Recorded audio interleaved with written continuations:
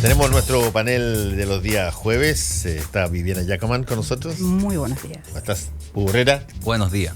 ¿Qué tal? Ah, tengo los libros. Y ahora es que tengo libros para regalar. Tengo el libro del último signatario de Evópoli.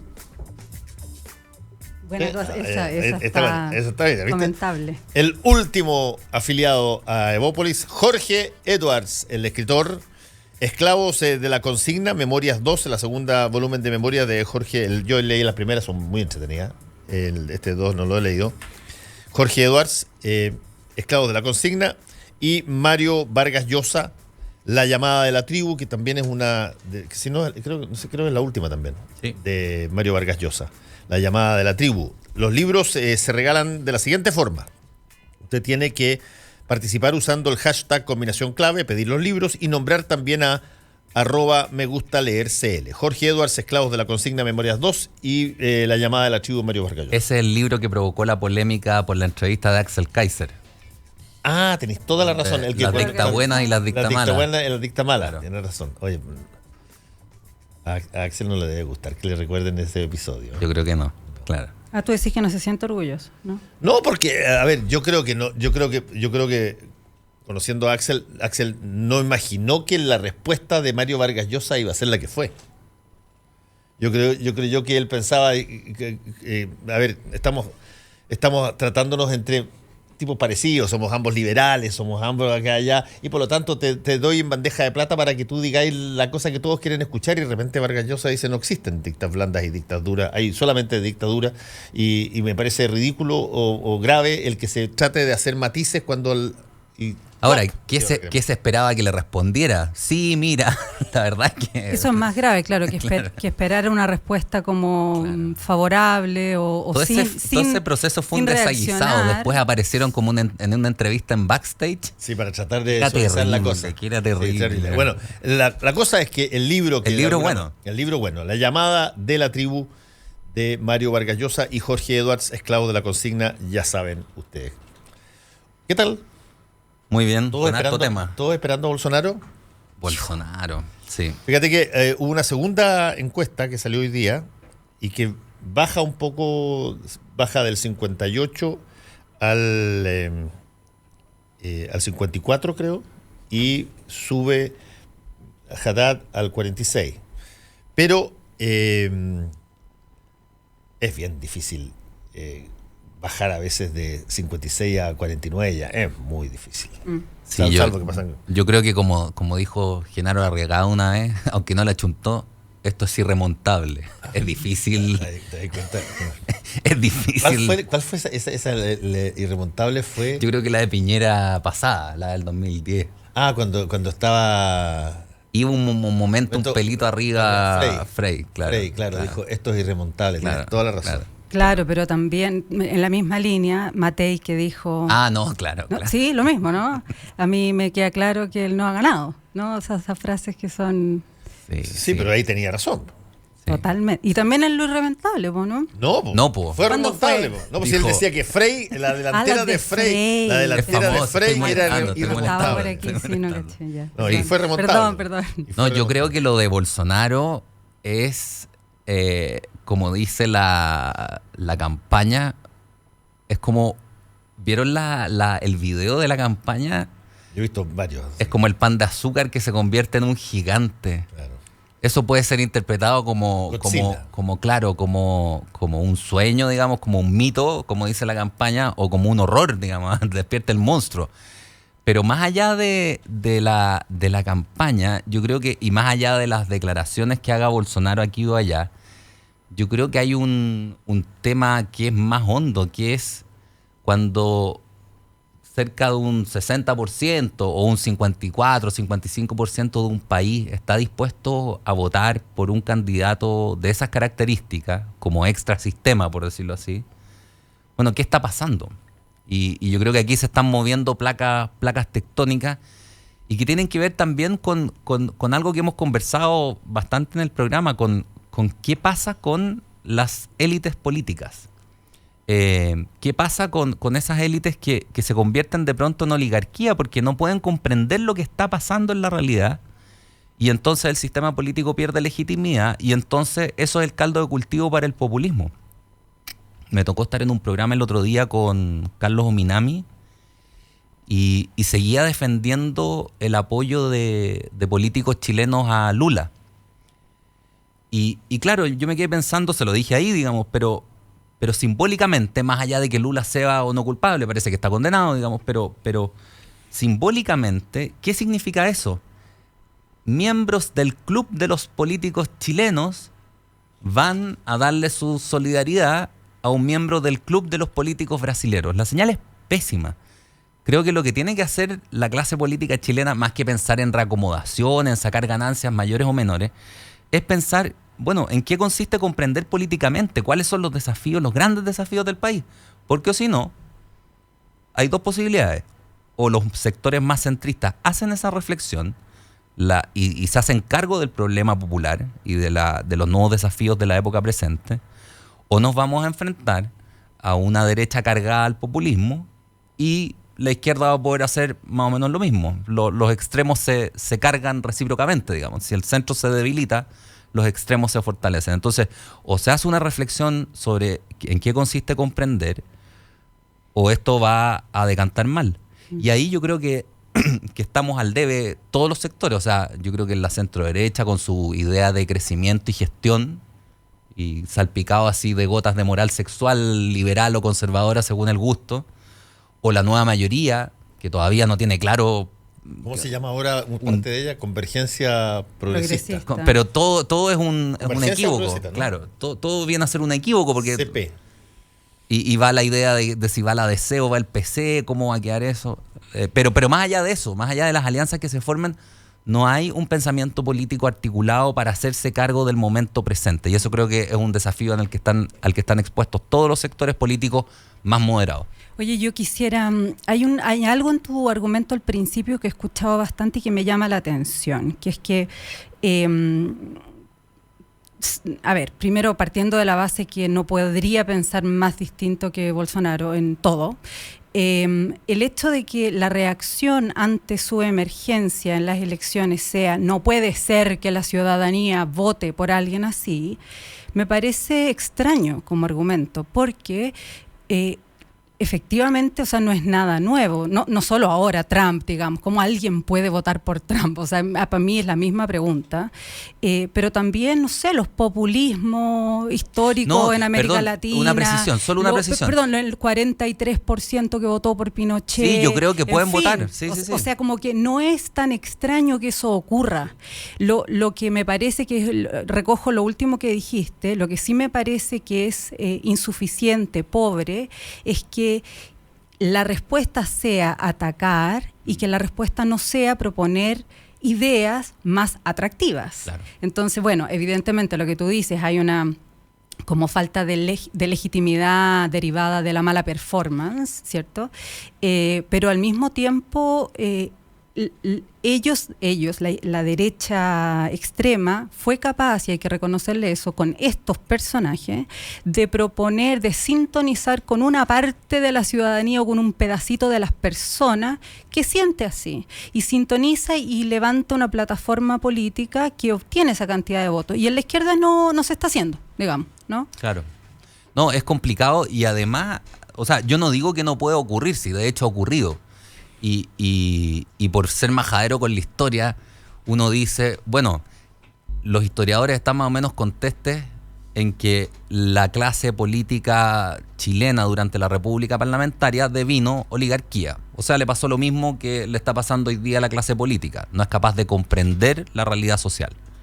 ¿Y qué es lo que ocurrió? Bueno, tuvimos a Alessandri, un tribuno de la plebe, por decirlo así, después a Ibáñez, bueno, además unos interludios más breves, y después a Alessandri, pero de nuevo, con las milicias republicanas, o sea, regímenes que uno podría caracterizar al día de hoy como populistas.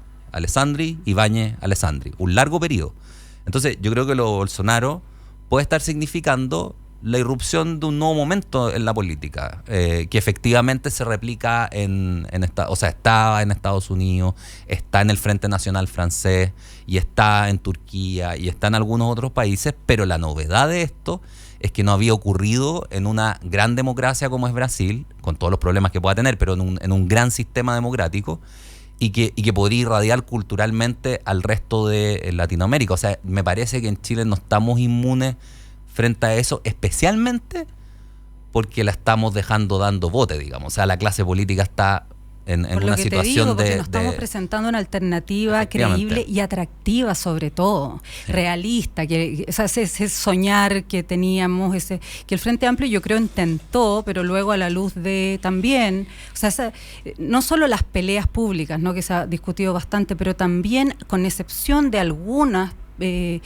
figuras del Frente Amplio, también hay una desconexión con la base, con la realidad, con el territorio, que espero mejore porque se acerca pero, o sea, creo que es un mal de todos. De todos, ¿sí? efectivamente. No, y además con otro agravante, que es que estamos flotando, porque no tenemos ni los ejes del pasado, porque ya la transición quedó atrás, el 5 de octubre ya lo vemos como tan atrás, 30 años, digamos, el muro de Berlín se cayó hace no sé cuántos años, Pinochet, ¿para qué decir? Allende, ¿para qué decir? Y para atrás ya la gente no se acuerda. Llevamos 30 años de transición o de lo que sea una post-transición, digamos, y no tenemos una visión de país. Entonces, en ese momento, bueno, más una élite que deviene con visos oligárquicos, no digamos que es oligarquía entera, porque hay efectivamente liderazgos adecuados en algunos casos. Bueno, estamos dando el caldo cultivo perfecto para el populismo. Alberto Mayor, que no venía hace bastante tiempo, nos tenía castigado. A ver. Aquí estoy. Yo creo que lo que pasó con Bolsonaro es de las cosas más importantes que han pasado en mucho tiempo. Porque la historia muchas veces como que nos da un guiño, nos dice parece que puede pasar algo, qué sé yo, pero no es tan contundente el momento en el cual uno ve que dice, no, aquí hay algo que la ola ocurrió, aquí están los daños, ¿ya? Y esto se va a tener que reestructurar. Mi impresión es que es que incluso lo de Trump parecía un accidente. Parecía que de repente pasa, que el loquito sale presidente y qué sé yo, y que se juntan factores, variables, y uno dice, bueno, está... y aquí, que parece también tener muchas condiciones accidentales, cuchillazo de por medio, toda clase de cosas, pero ya parece que la evidencia es muy grande en todos los continentes. Entonces, yo me recordé un texto muy brillante y que yo siempre lo pongo de ejemplo en clase, incluso en clases de metodología, porque siendo un texto de análisis internacional y más teórico, porque incluso me daba lo mismo si tenía la razón o no, pero es muy brillante el argumento. Pero ahora puede que tenga razón, que es un texto de Manuel Wallerstein, un gran sociólogo norteamericano, que el año 90, 91, no recuerdo exactamente en qué año se publica ese libro, que está hecho a partir en todo caso de unas columnas, escribe un libro que se llama Después del liberalismo. Su tesis es que el orden mundial es uno solo siempre, y que lo que se cae cuando se cae la Unión Soviética no es solo el socialismo, sino que el entronque socialismo-liberalismo. Y que por tanto vamos a estar observando en los próximos años, digamos, cómo también el liberalismo entra en su propia crisis, porque sencillamente, en el fondo de la tesis, justo la contraria a la que después va a desarrollar con brillantez, y hay que decirlo porque siempre se le denosta mucho desde la izquierda, pero es un texto muy brillante de Fukuyama, respecto al fin de la historia y el triunfo del liberalismo, que parecía muy evidente y muy claro en ese instante, pero lo que dice Wallerstein es muy brillante porque dice, el orden mundial es siempre un orden mundial. Y había un evidente pacto, además, de distribución del mundo, de toma de periferias por el lado de la Unión Soviética, de tomas de centro por el lado de Occidente. Y en ese sentido, ese orden mundial entero es el que está en cuestionamiento. Hoy día vemos por todos lados porque Bolsonaro no es solamente un gran triunfo de la ultraderecha contra la izquierda, es también un triunfo contra la hegemonía, por ejemplo, del discurso liberal, que demuestra otro dato además que uno se le olvida, y es que la hegemonía cultural no significa mayoría cuantitativa. Claro. Y eso es muy potente, porque estamos diciendo, bueno, hoy día tenemos una lista de supermercados de varios temas en los cuales toda la gente bien pensante está de acuerdo y no se le ocurriría pensar una cosa distinta. Pero hay un pequeño detalle, y es que la política también tiene que ser capaz de hacerse cargo de las sombras de una sociedad. Las sociedades tienen su lado B, tienen para ponerlo en términos literarios, tienen ese lado que José Donoso representaba también respecto a Chile, ese Chile tranquilo y del campo y de la oligarquía y qué sé yo, y que detrás estaba todo un conjunto de sitios para la perversión. Eso mismo le pasa en todas partes. En todas partes. O sea, entonces uno, esos datos que de repente sigue la gente que queda turulante, entonces dicen, no, mira, el desarrollo que tiene Suecia, fantástico, la educación, la salud, las pensiones, la riqueza, el país con más violaciones del mundo. Ah, pero ¿cómo? O sea, entonces uno tiene que hacerse cargo también de la sombra. Y estos personajes vienen y se hacen cargo con ostentación de esa sombra, con un gran éxito. Y ahí uno dice, bueno, tenemos que hacernos la pregunta desde el principio, tenemos que preguntarnos no solo en qué fallamos, sino que, por ejemplo, la pregunta que se hacía Ernesto Sábato respecto a la Segunda Guerra Mundial. La Segunda Guerra Mundial, dice Sábato, nace de un proyecto desquiciado que ocurre en el país más culto del mundo en ese instante. Entonces son esas preguntas que nos obligan a plantearnos, o la pregunta que significan los campos de concentración y las industrias de la muerte, que significa en qué momento usamos las herramientas de la razón para poder matar gente de manera industrial. Entonces, todos estos momentos nos debieran significar, y yo lo que me temo es que si uno mira, no solo en Chile, yo creo que incluso a nivel mundial, la cantidad y calidad de respuestas intelectuales a este tipo de inquietudes, salvo un par de intelectuales, pero más bien son pocos, la cantidad de respuestas y respuestas que tengan una traducción política, que sirvan para poder articular una respuesta en términos sociales y políticos, es muy discreta. Entonces, creo que estamos pasando por un momento que ya las señales son muy claras. Lo de Bolsonaro, yo creo que lo peor que uno puede hacer es echarle la culpa a Bolsonaro. O sea, Bolsonaro es en esto completamente inocente. No tiene sentido. No le pasó plata a los presidentes y vicepresidentes de América Latina para que les dieran los contratos a Odebrecht, digamos. Exactamente. Y entonces, claro, y ojo, pero nuevamente eso también va a requerir un análisis. Porque ¿qué pasó? ¿Por qué Brasil hizo eso? ¿Por qué en Brasil el PT decidió regar el césped por todo el continente? La decisión la tomó porque Brasil, en su apuesta de ser potencia mundial, en un momento determinado se dio cuenta que su rol que tenía para cumplir a nivel mundial no era solo el rol que le aparecía por los BRICS, sino que dentro de los BRICS lo estaban mirando y le decían, bueno, y tu control de tu continente, de tu pedazo de tierra, lo que hace Rusia en su zona. Y China. Y China en su zona. Entonces, los brasileños, como son muy cerrados, nunca han tenido esa capacidad de articulación política de América Latina, a pesar de ser el tamaño que son. ¿Verdad? Entonces ellos fueron y dijeron, bueno, vamos a tener que hacerla a la rápida y comprar élite. Oye, ojalá hubiera sido tan profunda la reflexión. Yo creo que es menos profunda. No, yo estoy seguro de que a ver. Yo de Brecht no sé si es tan brillante, o sea, no le daría tanto crédito. No, yo sí, yo creo que hubo tenían un problema político. O sea, esto fue porque no es Odebrecht solamente. O sea, están todas las empresas brasileñas. Ojo, los países se han dado cuenta de que la capacidad de la política, de hacer política internacional, es mucho más discreta que la capacidad de las grandes corporaciones. Y lo estamos viendo con lo que hace Facebook, con lo que hacen todas las empresas. Porque nosotros castigamos horriblemente a Odebrecht, pero a Facebook no le dijimos nada, digamos. O sea, dijimos, uy, qué feo lo que pasó, y se acabó. Entonces, digamos, a ver, aquí hay un problema más estructural, y es que se está haciendo mucha política desde las grandes corporaciones, se están haciendo trabajos políticos para países a partir de la flexibilidad que entrega el mundo privado, y los brasileños creyeron que tenían derecho a hacer lo mismo que hacen los otros siendo secundones. Y la verdad es que no está permitido. Sí, fíjate que sobre eso hay otro punto, otro libro que es bien interesante, de un señor que se llama Mark Lilla, y que se llama El regreso liberal, más allá de la política y la identidad. Y él hace un argumento que me parece súper interesante. Él dice, el liberalismo fracasó, te siento muy liberal, y dicen, fracasó porque segmentó a su base. Se preocupó tanto de la identidad de cada segmento que... dio tribus. Claro, exactamente. Fragmentó la base, entonces las LGBT tenían su golpe de acá, pero no se podían ver con, qué sé yo, los pro marihuana, te pongo un ejemplo, estoy inventando, o los pro droga liberales, pero ambos dos se consideraban liberales, mientras que el resto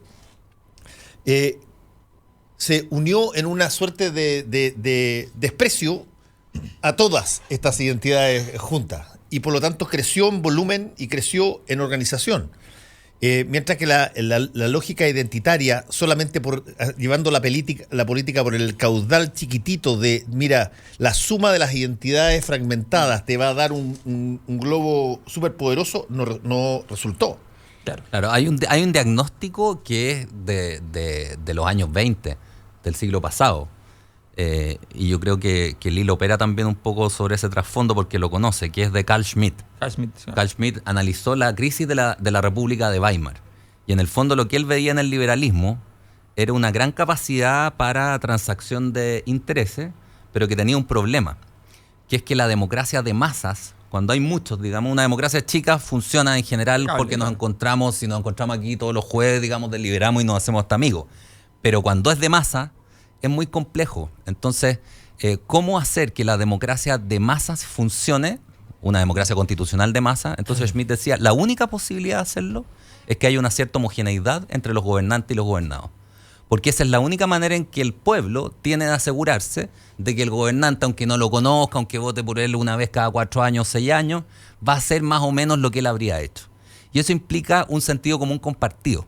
Entonces, cuando el liberalismo se dedica a estas campañas de nicho, por decirlo así, lo que hace es tensionar el sentido común. De tal suerte que el ciudadano, por decirlo así, de a pie, ese que no tiene el problema de los hipsters, por decirlo así, o de las tribus urbanas, o de problemas de primer mundo, por decirlo así, sino que tiene que pagar la deuda, que tiene que llevar el camión a la feria, que tiene que pelearse con los delincuentes, que tiene...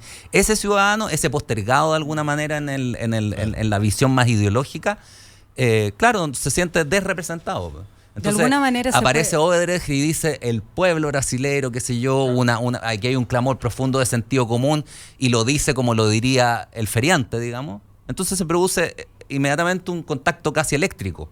Y eso es populismo, eso es el populismo. Ahora lo podemos llevar a Chile. Perdón, ahora. La alternativa es cómo construir homogeneidad sin llegar a un pueblo militante, por decirlo así, porque eso es totalitario, pero cómo dentro de esta diversidad que permite la democracia constitucional, que es una democracia en último término liberal, cómo dentro de esa multiplicidad construir una cierta identidad común. La receta de Lillo, en ese sentido, dice lo que hay que hacer es concentrarse en lo que era lo básico, era el ciudadano. Claro. Independientemente de lo que tú seas, el ciudadano tiene derechos y tiene ciertas cosas, y a ese hay que darle poder al ciudadano de donde esté, y que se sienta igual al otro, independientemente de si es que el otro está casado con alguien del mismo sexo o no, pero no relevar en forma gigantesca a uno versus el otro, porque al final eso lo que hace es que te divide.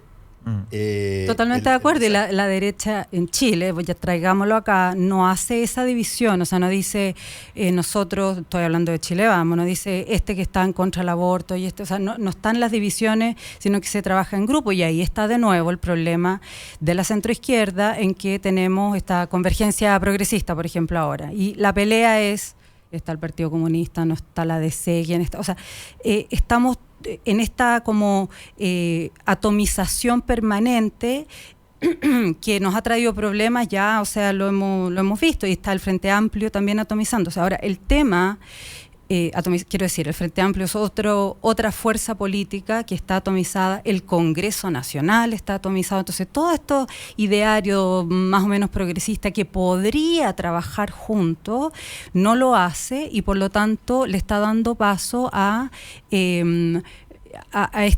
la derecha, ¿no? que plantea un discurso mucho más claro y simple: crecimiento, desarrollo, seguridad.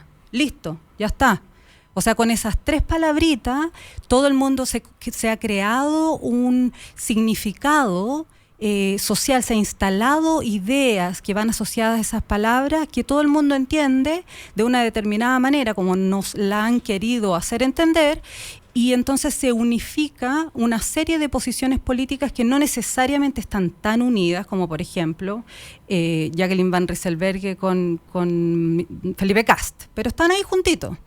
Y nosotros al revés estamos tratando de ser innovadores. Ay, no, si es que el que yo diga si no lo dije yo, si yo no dije esta super frase, entonces a mí no me gusta.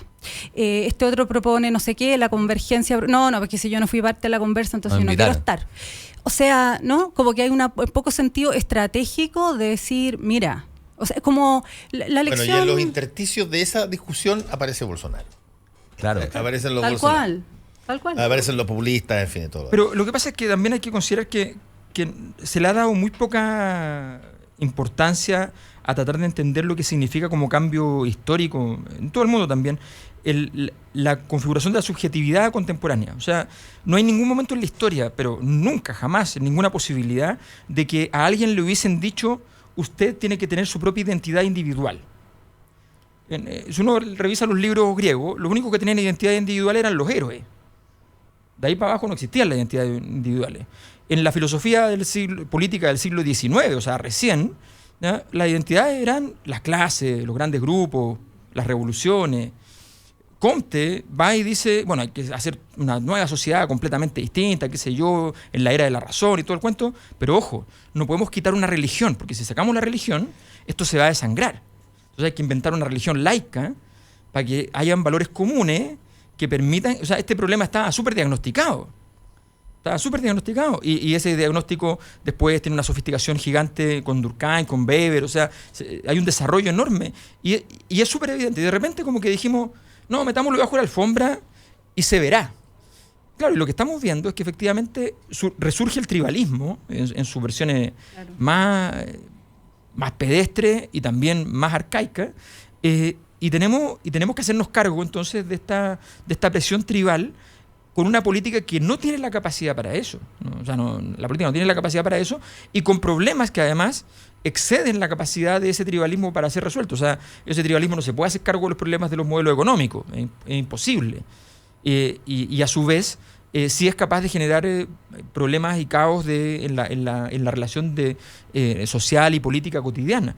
Entonces, nos estamos enfrentando a una sociedad de una complejidad, y en medio de eso, la ciudadanía quiere una interpretación de la sociedad que sea simple. Porque además le hemos dicho que tiene que ser así. Y además lo hacemos incluso en las políticas públicas. O sea, gran parte de... O sea, aquí ocurrió que a alguien se le ocurrió que bajar la cantidad de micro en el Transantiago de 8.000 a 4.000 era lo mismo. Y que se iba a producir un problema operativo, pero que eso no iba a redundar en un cambio en la conducta de las personas. No se imaginaron que después la gente iba a decir, bueno, entonces no la pago. No se imaginaron que la gente iba a decir, entonces no tomo más micro, me voy a... como sea, llego al metro. No se imaginaron que la gente tomaba decisiones, es una cosa muy loca. Porque no eran usuarios del Transantiago, pero, entre claro, otras cosas, digamos. Y porque la dimensión de la subjetividad estaba completamente olvidada de las posibilidades de reacción. Entonces, o cuando los tipos hacen una política pública para poder ya acabar en los estadios con las barras bravas, ¿ya? Y creen que las barras bravas, el día que tú le estás ganando, van a dejar un desastre y van a tratar de matar a alguien. Es lo normal, hay que saberlo. Pero resulta que los tipos, cuando les ocurre eso, dicen, entonces llega la autoridad y dice, entonces fracasamos. O sea, altamente probable que ese día justo estabas ganando y por tomar la decisión contraria, ahí sí vas a fracasar, porque te devolviste. Porque es obvio que el tipo va a ocupar su única arma que le queda, que es la violencia, en el momento en que ya no le queda otra. Entonces todo esto significa que la sociedad siempre es muy opaca y la ciudadanía quiere simplificarla, y de pronto aparecen personas que están dispuestos a simplificarla a sabiendas, muchas veces, y esa es la parte más peligrosa, a sabiendas de que esa simplificación no está solo porque esa persona lo cree así, sino porque se aprovechan de esa simplificación. Tenemos que hacer una pequeña pausa y ya volvemos. ¿Tienes listo tu comentario en redes sociales? Ya regresa Combinación Clave. Combinación Clave. En la 92.9. Tu opinión nos importa. Hora Clave. 10 de la mañana, con 2 minutos. 92.9. Somos como tú. Somos la clave. En octubre se vive el mejor ambiente en el clásico Hotel Capitalino. Sheraton Santiago te espera de lunes a viernes con un exquisito menú ejecutivo a la hora de almuerzo. Y para los amantes del vino, cada mes tenemos una viña con cepas diferentes a precios especiales en nuestro restaurante El Cid. Además, con música en vivo los días viernes y sábados durante la cena. Haz tu reserva al teléfono +562 2233 5000 y visítanos en www.sheraton.com/Santiago. Vivir retornable es vivir con más conciencia para cambiar algo más que tu vida. Es hacer un mundo más sustentable, con menos cosas descartables dando vuelta. Y en Coca-Cola queremos decirte que no es difícil empezar a hacerlo. Son pequeñas cosas, como llevar un envase retornable vacío y volver con uno lleno. Busca tus retornables en supermercados a precios imperdibles. Coca-Cola, vivamos más retornable. Ay, amiga, se viene el verano y no tengo nada planificado. Buscar pasaje, un hotel rico, traslado, todo. Pero Connie, para. Yo ya fui a una oficina Latam Travel y me ayudaron a planificar todo mi viaje. Me voy a Varadero con la José y Martín. ¿Cómo? ¿Cuándo? ¿Y en qué momento? Que no supe. Planifica ahora tu verano. Muchos destinos te esperan. Visita ahora una oficina Latam Travel. En Latam Travel, creamos todo tu viaje. En el corazón de Providencia y a pasos del metro, Hotel Nogales and Convention Center. Un servicio de primer nivel con estacionamiento, Wi-Fi y desayuno incluido. En Hotel Nogales ponemos a su disposición nuestro centro de eventos con salones con capacidad hasta 400 personas. Reserve su estadía en hotelnogales.cl o a nuestro teléfono 223-356958. Hotelnogales.cl. Lo hacemos simple para usted. Atento. Ya está de vuelta tu programa de actualidad y debate más entretenido. Tu opinión nos importa, así es que toma tu lugar en el panel, en @Radio La Clave y comenta. Es tu combinación clave. Acuérdense que estamos regalando entradas dobles para el concierto de KC and the Sunshine Band, invitado Earth, Wind and Fire a realizarse el sábado 20 de octubre de 2018 en el Movistar Arena. Solo tiene que comentar la foto del concurso etiquetando a la persona con la que le gustaría ir al concierto. Participan todos los que comenten en Facebook, Instagram, Twitter y con el hashtag Combinación Clave. El jueves 18 de octubre se sortean las entradas gentileza de Free Time. Todos los martes y jueves en el Lobby Bar, música en vivo, días miércoles de Feria de Moda con DJ. Todo esto en el Hotel Sheraton Santiago. El secreto del éxito está en tomar riesgos y superar desafíos. Viva la vida, Concho, tomando buenas decisiones. Batería Hankook, mucho más. Y también estamos regalando libros hoy día. Para regalar estos libros, gentileza de Me Gusta Leer Chile, puede participar usando el hashtag Combinación Clave y nombrar también @MeGustaLeerCL. El libro de la polémica, Mario Vargas Llosa, La llamada de la tribu. Estamos refiriendo a la polémica de Axel Kaiser con él. Pero este es el último libro de Mario Vargas Llosa, La llamada de la tribu, y el segundo volumen de memorias de Jorge Edwards, Esclavos de la consigna. Ambos, ya saben, hashtag Combinación Clave y nombrar también a @MeGustaLeerCL. Somos opinión. Somos la clave. Estamos de vuelta con el panel Hugo Herrera, Viviana Yacaman y ¿cómo estás tú, Alberto Mayor? Muy bien. Sí. Bien, ¿Cómo están dándose las cosas en digamos, tu turf, para ponerlo así en términos ciúticamente gringos? En tu territorio, ¿cómo están dándose las cosas, ya que hemos hablado mucho de la fuerza clásica? Veamos al Frente Amplio. Yo creo que tiene que ver con un poco lo que estábamos hablando antes. Yo creo que el gran tema es que hoy día la política te ofrece, cuando tú estás en una posición como la del Frente Amplio, te ofrece una posibilidad que es disputar el territorio interno, porque ya es suficientemente grande como para repartirse algo, y de repente te desentiendes de lo que viene, lo que está afuera, y de los desafíos y de la magnitud de los desafíos que vienen. Yo creo que el Frente Amplio, pero no solo el Frente Amplio, sino que muchas fuerzas de izquierda en el continente, debiéramos estar en un trabajo, en una revisión no solo programática, sino que de contenido que va a requerir mucha sofisticación y que de hecho no la hemos empezado. Porque no se trata de ir y agarrar, qué sé yo, los datos de la última encuesta y decir, mira, bien, mal, más o menos. No se trata de decir, sino que se trata de tratar de entender si tenemos una respuesta a las preguntas correctas. Para eso primero hay que saber cuáles son las preguntas correctas y luego tratar de tener una respuesta. Porque si no, te pasa que con buenas razones muchas veces tú empiezas a girar en tu discurso, pero esas buenas razones no significa que mañana no tengas otras buenas razones para volver a la posición anterior, porque no has hecho un proceso de construcción más sofisticado. Yo creo que hay que plantearse una pregunta desde la izquierda en Chile, y la pregunta es súper simple. Porque nosotros, aquí ocurrió la conmemoración del no, y se le ganó en ese momento a Pinochet. Pero de ahí para adelante no se le pudo ganar a Guzmán. Entonces, y hay un déficit de todos quienes cumplimos o han cumplido roles en el mundo intelectual de la izquierda, y es que no le hemos podido ganar a Guzmán. Súper simple.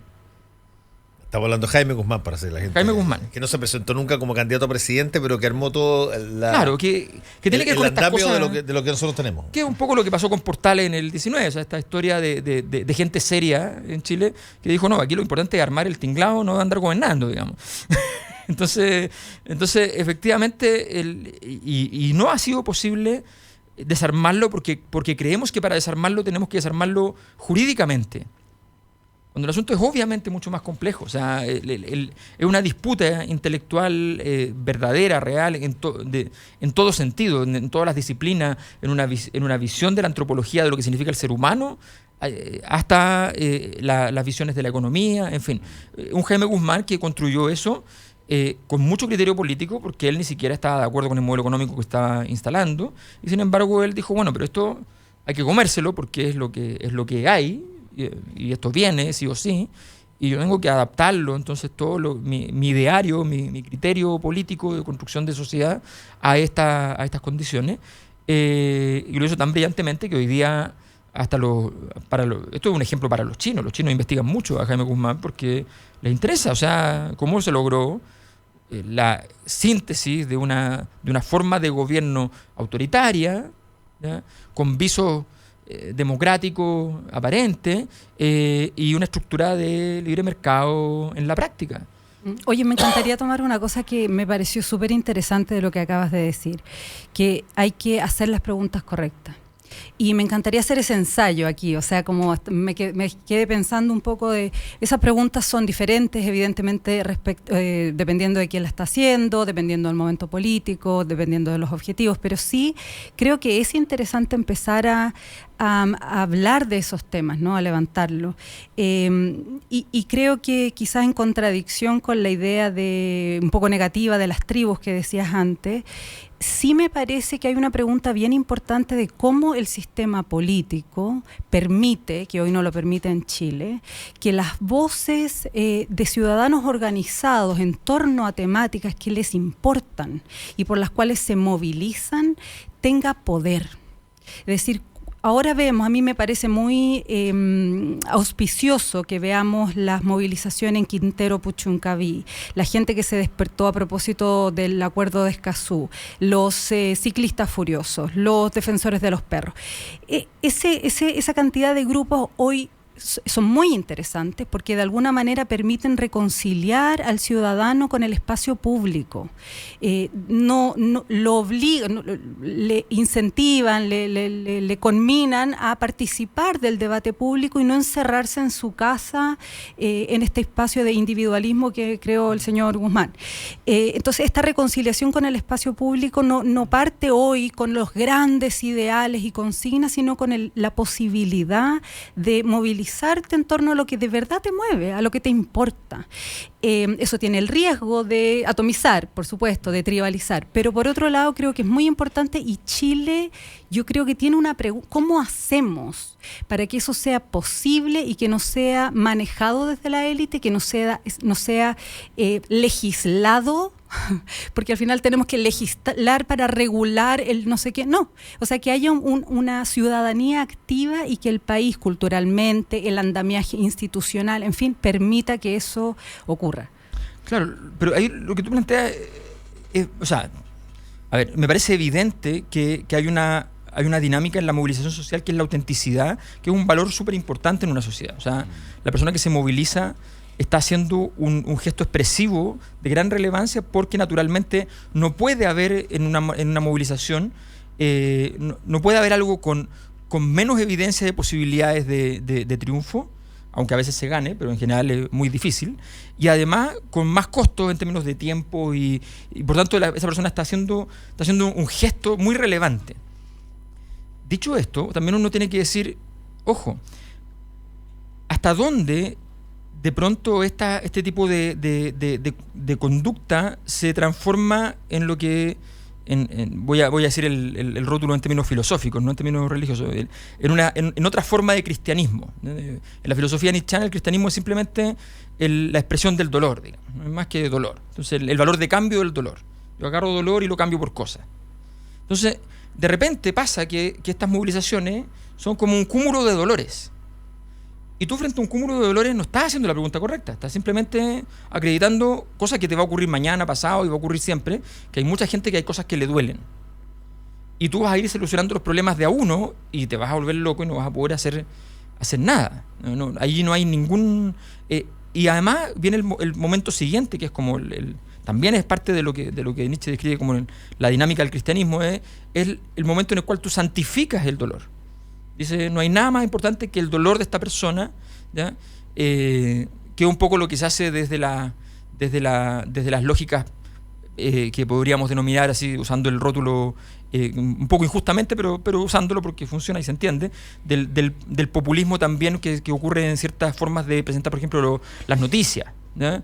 Que es el carácter irreductible del dolor. Ahí está el dolor, y por tanto ahí hay una verdad que es sagrada. Nosotros no podemos, ¿qué vamos a decir frente a eso?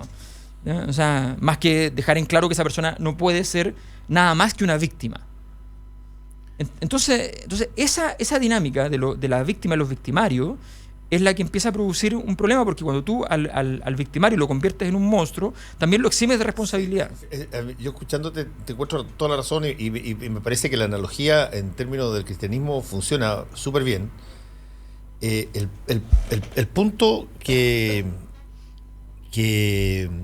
me llama la atención, y que de alguna manera los sectores más conservadores lo tienen mucho más, yo te diría, más dentro de su ADN que el mundo más progresista, es que independientemente de cuál sea la condición de aquella persona que tiene la misma idea que tú, si bien tú estableces diferencias, porque el mundo conservador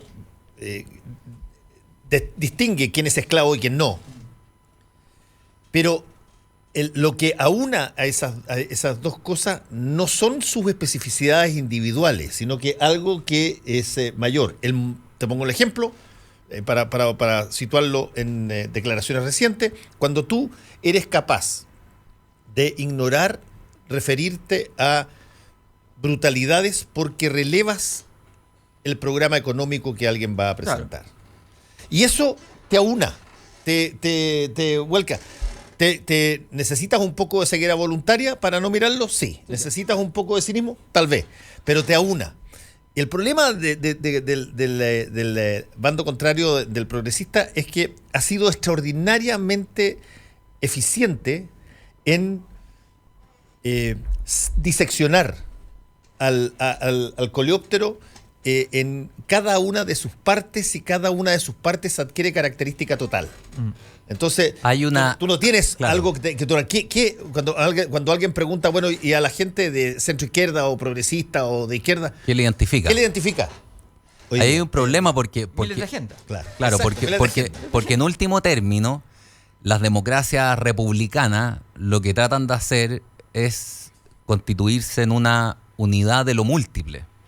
Y yo creo que volviendo un poco a lo del Frente Amplio, yo creo que hay una tendencia, y que les pasó a ustedes con la distinción entre territoriales y universitarios, hay una tendencia de la izquierda a hipersofisticarse, por decirlo así. Y el ambiente, además, propicio para esa hipersofisticación está dado porque son las universidades, donde la izquierda hoy día, hay que decirlo, el Frente Amplio, porque no la nueva mayoría ni la concertación, campea. O sea, tienen una hegemonía, digamos. Claro, convergencia progresista. Tienen una hegemonía.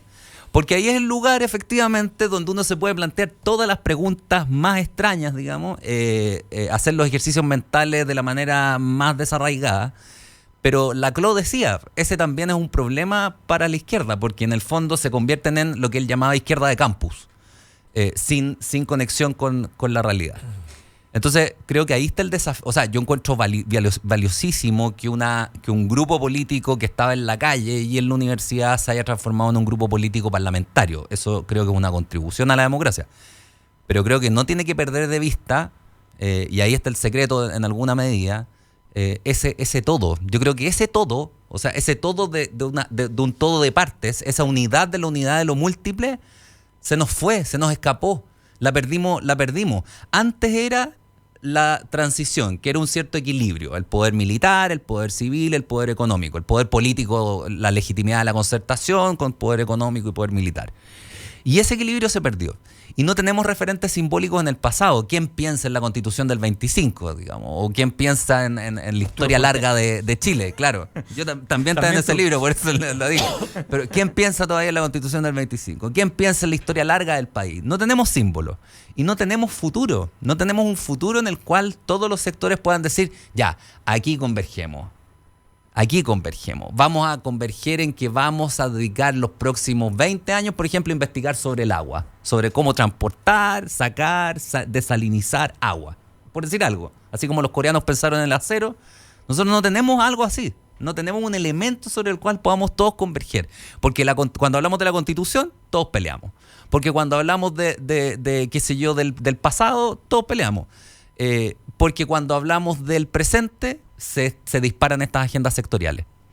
Pero nadie piensa nadie está pensando así como cosa principal en el país en su totalidad, digamos. ¿Puedo hacer una moción más liviana del asunto? Que me lleva a una reflexión. No vas a tocar el taca-taca, supongo. Oye, está bueno, ¿eh? Podría ser. No lo había pensado, pero está bueno. La rayuela. Además de eso... Se está pololeando o no está pololeando con la Maestro Cine, que ese es tema maternal. El TOC. Los días de también. Pero el TOC tiene profundidad. El que tú reveles una enfermedad que tú tienes, tiene un sentido más profundo que saber si es que taca-taca va a ser el deporte nacional o no. La salud mental en Chile, que es un gran problema. Como comentabas tú anoche. Qué buena la entrevista anoche. Sí, hice el editorial sobre eso. Buenísima. Es que es impresionante. Pero ya eso lo podemos otro tema. Ajá. No, pero quería decir, a propósito de... Es una cosa bien pequeña, concreta y un poco liviana, pero ¿sabes qué me llama la atención? Que de alguna manera vamos en la historia, en esto que tú dices, vamos destruyendo los símbolos. No somos constructores de tradiciones en Chile, sino que tenemos como esa tendencia a innovar, que yo hablaba antes, que yo soy el que quiero decir lo último y más nuevo, entonces para que se me recuerde, porque yo quiero ser protagonista. Y entonces, si lo han dicho durante 3 décadas lo mismo, me da lata repetirlo. Esto, que es una reflexión un poco más, lo voy a llevar a algo bien pedestre. El Cyber Monday, ¿ya? Ya me gustó, ya me gustó. Pero en serio, alguien... Vamos a llegar a Wallerstein igual, pero vamos a ver. Temas del Chile profundo. No, pero en serio, ¿por qué es que... Bueno, primero, ¿por qué lo decimos en inglés? Ya, bueno, ok, esa es otra discusión. ¿Por qué le decimos Cyber Monday a una cosa que dura lunes, martes y miércoles? No, en serio, quiero saber por qué esto ocurre y hay no sé cuántas empresas, 200, no tengo idea, que concurren a hacer este ridículo nombre, que primero no es nuestro, entonces no es una tradición nuestra, segundo lo decimos en inglés, o sea, más ajeno, imposible, y tercero, está tan desdibujado que podemos con desparpajo decir Cyber Monday cuando dura hasta el miércoles. O sea, pero ¿por qué no le decimos, no sé, la semana electrónica, la media semana de compras en internet? O sea, hay 500 maneras de decirlo. Entonces, yo sé que es repito, es una cosa medio... ¿Por qué compramos más cuando es en inglés? También, ese es el punto, también. No, pero lo que por la misma razón de que cuando tú le pones una etiqueta a un champú que dice 10% más gratis, claro, y eso vale más caro que el que no dice 10% más gratis, te compran más de eso. Ya, bueno, pero el tema es, respetemos una tradición. O sea, no innovemos, ¿no? O sea, en Estados Unidos el Cyber Monday ocurre el Monday. O sea, es de lunes nomás. Y entonces se llama así y tiene una identidad y todo el mundo Aviso, lo respeta. se nos viene Halloween. Bueno, por ejemplo, también.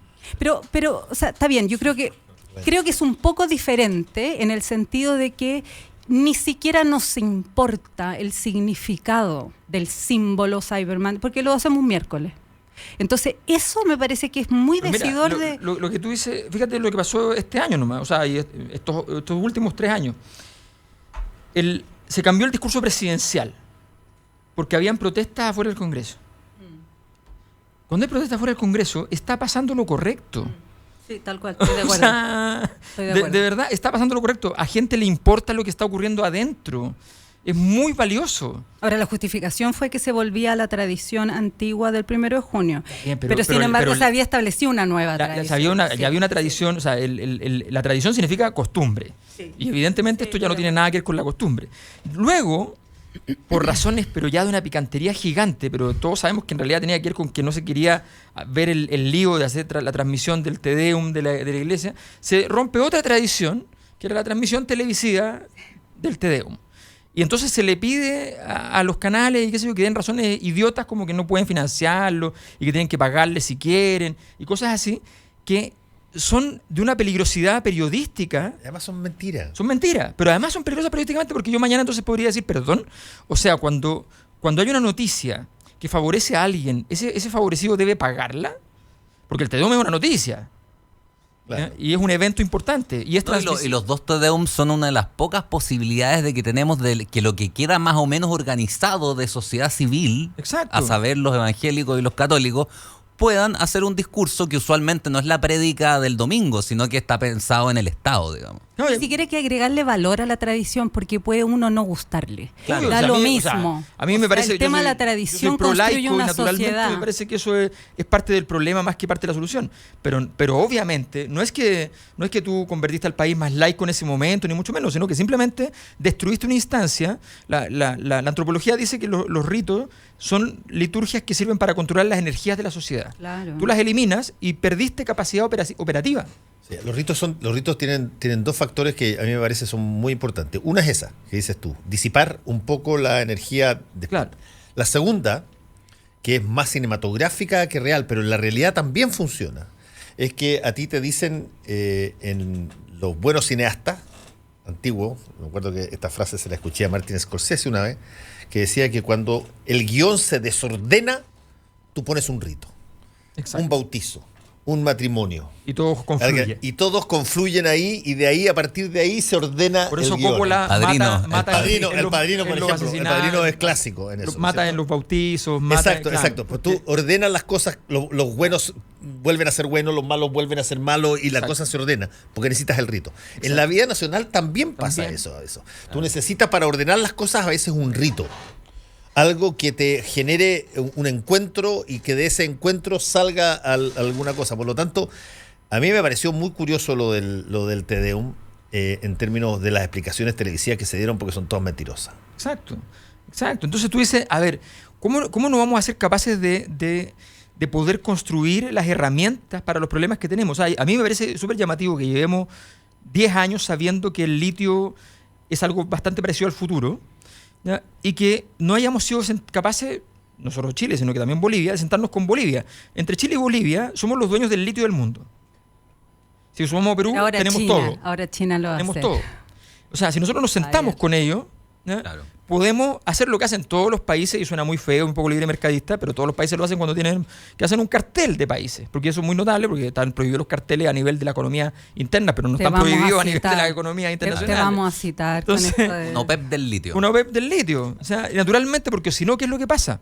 En los recursos naturales, o pone el precio el productor, o lo pone el consumidor. A nosotros nos ponen el precio en Londres, claro, que no producen cobre. Que no producen cobre. Exactamente. ¿Ya? Entonces, o lo pone uno o lo pone el otro, porque no existe realmente un mercado, porque son poquitos los productores y poquitos los consumidores.